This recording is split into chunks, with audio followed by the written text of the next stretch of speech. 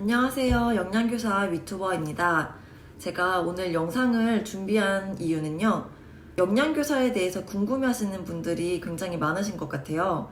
제가 지금 고등학교에서 근무를 하고 있는 영양교사이다 보니까 영양 상담보다도 진로나 진학 상담을 저에게 더 많이 요청하기도 합니다.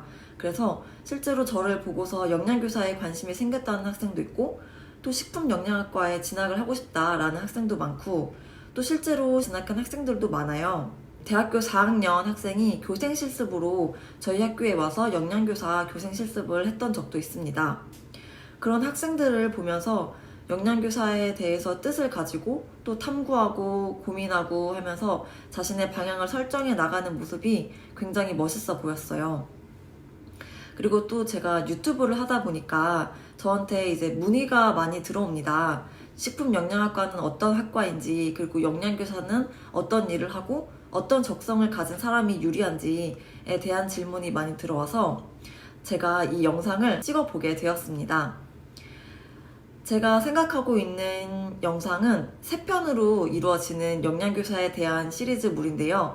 먼저 지금 시작하는 첫 번째 영상은 영양교사가 되면 유리할 만한 적성을 가진 사람이 어떤 사람일까에 대해서 한번 알아보도록 하겠습니다. 제가 말씀드리고 싶은 거는 업무적인 거나 기술적인 거는 사실 다 배우면 배울 수 있는 것들이에요. 그리고 업무는 하다 보면 익숙해지는 것이기 때문에 그런 업무에 대한 두려움은 가질 필요가 없지만 이 영양교사로서의 업무를 하기 위해서는 어떤 특성들이 조금 필요할 것 같기는 해요. 그래서 그걸 노력을 해서 갈고 닦아야 내가 몇십 년 동안 영양교사를 할 때 조금 더 유리하지 않을까, 좀 더 덜 스트레스를 받고 이 업무에 임할 수 있지 않을까라는 생각을 해서 제가 지금까지 영양교사를 하면서 느꼈던 것들을 여러분들과 함께 이야기해보고자 합니다. 제가 영양교사로서 근무를 해본 결과 영양교사는 멀티태스킹 능력이 참 중요한 것 같다라는 생각을 했습니다. 경력이 많이 되신 선생님들께서도 아마 이거에 대해서는 동의를 하실 텐데요. 우리 신규 선생님들은 얼마나 더 힘드시겠어요. 왜냐하면 이 영양교사의 업무가 굉장히 동시다발적으로 일어나는 일들이 많습니다. 예를 들어 조리 실무사님들이 조리를 하고 계시면 영양교사는 컴퓨터의 앞에 앉아서 우아하게 이렇게 사무만 보시는 줄 아는데 일단 조리실도 계속 나가봐야 하고 또 정말 일이 급할 때는 앞에서 일을 하다가도 또 실무사님들이 절 찾기도 하고 제가 나가봐야 할 일들이 많아요. 그래서 진득하게 이 업무를 꾸준하게 차근차근 진행해 나간다는 게 정말 쉽지 않더라고요, 영양교사로서. 그래서 이 집중력도 굉장히 좋아야 되고 어떤 일을 하다가 뭐 다른 전화가 오거나 실무사님들이 저를 찾거나 했을 때 그 두 가지, 내가 하던 일과 그리고 새로 갑자기 툭 튀어나온 갑툭튀한 그 업무 두 가지를 동시에 가져갈 수 있는, 두 개면 다행이죠. 두세 개를 동시에 가져갈 수 있는 그 멀티태스킹 능력이 아주 중요하다고 생각합니다. 그리고 두 번째로는 꼼꼼한 업무 처리 능력입니다. 첫 번째로 말씀드렸던 멀티태스킹 업무 능력과 연장선상에 있는 능력인데요. 세심한 성격이 영양교사를 할 때 조금 더 유리하다라고 생각을 해서 꼽아보았습니다. 영양교사의 업무는 워낙 방대하고 또 이렇게 동시다발적으로 일어나는 일이기도 하고 또 그 업무를 진행하고 있던 그 텐션을 계속 쭉 유지해 나가는 게 어렵기 때문에 그래도 꼼꼼한 성격의 사람이시라면 업무가 전환이 빠르게 이렇게 일어날 때 그 업무들 속에서 자그마한 실수를 놓치지 않게 되겠죠. 그래서 이렇게 꼼꼼한 능력이 있으신 분들은 아무래도 영양교사의 업무에 임하실 때 더 세심하게 관찰하고 그거를 다 캐치해냄으로써 그런 실수들을 줄일 수 있을 것 같다라고 생각을 했어요. 저는 원래 좀 덜렁대는 성격이어서 그런 잦은 실수들이 사실 참 많았습니다. 그래서 혼나기도 많이 혼나고 혼자 울기도 많이 울고 그랬었는데요.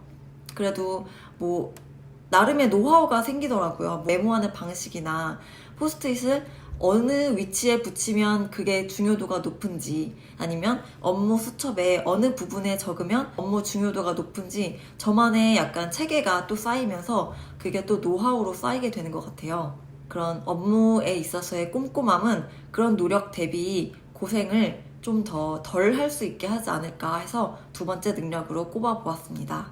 세 번째로는 미적 감각이 매우 중요하다고 생각합니다. 이 미적 감각이라 함은 아름다울 미가 아니라 맛 미자를 써서 미적 감각인데요. 영양교사의 업무 중에 중요한 것 하나가 바로 검식입니다. 검식은 조리가 거의 완성이 됐을 때 이제 영양교사가 먼저 시식을 해보고 약간 보완해야 할 부분이 있으면 보완을 해서 이제 학생들에게 제공을 하는 것을 말하는데요. 이 검식에 대해 영양교사가 기준을 잘 가지고 있어야 한다고 생각해요. 저의 경우는 초임 영양교사였을 때 이 맛에 대한 기준이 잘 정립이 되어 있지 않아서 이 정도면 괜찮은 것 같은데 해서 오케이.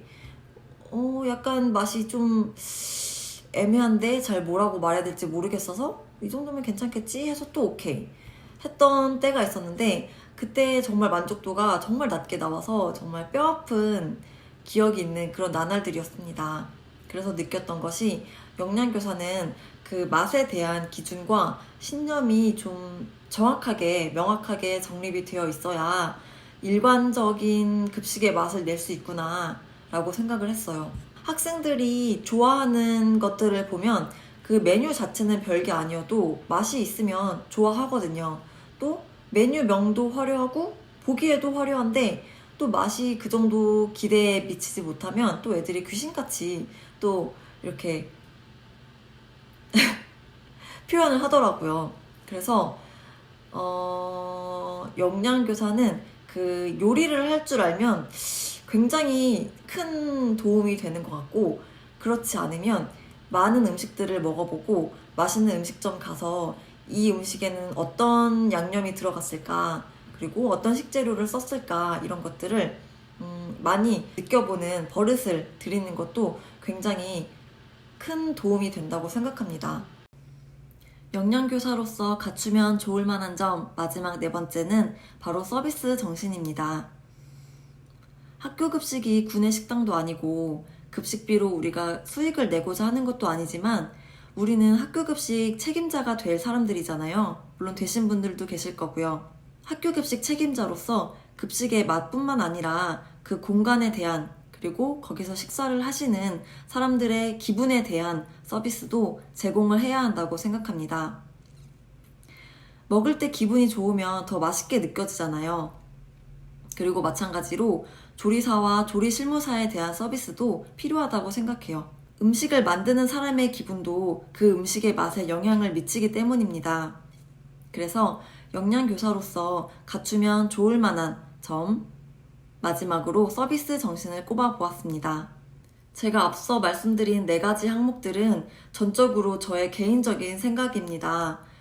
저의 경력이 많지도 않고 제가 감히 이런 말을 해도 되나 하는 생각이지만 저도 얼마 전까지 신규 영양교사였던 사람으로서 제가 처음 영양교사를 하면서, 그리고 지금까지 영양교사를 해오면서 느낀 것들을 조금이라도 이렇게 나눌 수 있다면 영양교사에 관심을 갖고 있는 분들이나 앞으로 영양교사를 하실 분들, 그리고 이제 막 영양교사로서의 첫 발을 내디디신 분들에게 조금이나마 저의 이런 작은 팁들이 도움이 되지 않을까 해서 남겨본 것이고요. 참고만 해주시면 좋을 것 같아요. 저는 이런 사람이었고 이런 것 때문에 어려움이 많았던 사람입니다. 그래서 어느 정도 경험을 하면서 제가 보완해 나갔던 것들이기도 하고요. 그래서 그냥 참고적으로만 받아들여 주시면 감사하겠습니다. 그러면 다음 영상을 또 한번 준비해 볼 텐데 혹시 궁금하신 사항이나 더 알고 싶은 내용이 있으시면 댓글 남겨주시면 제가 그걸 참고해서 영상을 만들어 보도록 하겠습니다. 감사합니다.